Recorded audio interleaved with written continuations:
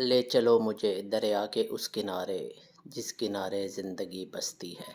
आज हम आपको अपने वीलॉग में एक फ़्रेश पकड़ी हुई मछली को कटाई से लेकर उसके पकने तक का दिखाएंगे। ये दरियाए झेलम के किनारे एक ढाबा है। ये देखें, ये सिंघाड़ा मछली है, रहू है, सोल है। हमने इसमें से रहू मछली का इंतखाब किया। ये बिल्कुल दरियाई मछली है। अगर आपको कभी दरियाई और फार्मी मछली के अंदर फ़र्क पता करना हो तो ये देख लीजिएगा। जो फार्मी मछली मछली होती है उसकी चमड़ी बिल्कुल साफ़ सुथरी होती है। दरियाई मछली, क्योंकि दरियाई पानी थोड़ा सा गंदा होता है तो उसकी चमड़ी थोड़ी सी गदले से रंग की होती है। ये मछली की हमने मुकम्मल सफाई करवाई, अंदर से उसका छिलका उतारा।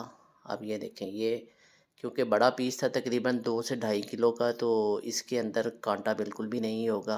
अब ये इसके बहुत अच्छे और मुनासिब छोटे छोटे से पीस कर रहा है।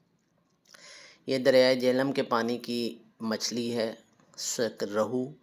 दरियाए झेलम की सबसे मशहूर मछली तो वैसे सोल है, लेकिन आज हमारा दिल कर रहा था रहू खाने को।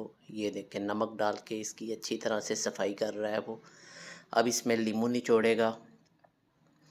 लीमू इस वजह से निचोड़े जाते हैं ताकि इसके अंदर थोड़ा सा एक जायका आ जाए। अब ये थोड़ा सा इसको नमक लगा के अच्छी तरह से इसको मैरिनेट किया। ये थोड़ा सा इसने इसमें अजीनोमोटो भी डाला है। अब इसको अच्छी तरह से ये वॉश कर रहा है। तो जनाब, मछली के असल जायका होता है उसके मसाले जात का। ये देखें, कुटी हुई लाल मिर्च, सूखा धनिया, गरम मसाला। अब ये मैदा डाल दिया इसने। बिल्कुल ही इंस्टेंट रेसिपी है आपके सामने, आपको नज़र आ रहा होगा।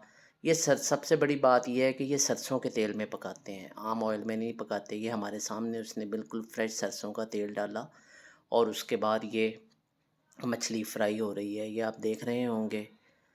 लेकिन जो यहाँ पे नज़ारा था, जो वक्त था, वो एक बहुत ही खूबसूरत था। ये जो आवाज़ आ रही थी तेल की पकने की, तो जनाब ये देखें कैसे मछली के गुब्बारे नहीं, बुलबुले कहने, बुलबुले निकल रहे हैं। और बहुत ही मज़ेदार और लजीज मछली तैयार हो रही है। इस मछली की ख़ासियत ये है कि ये इसको सरसों के ऑयल में फ्राई करते हैं और 2 दफ़ा फ्राई करेंगे। ये अब एक दफ़ा निकाल लिया है।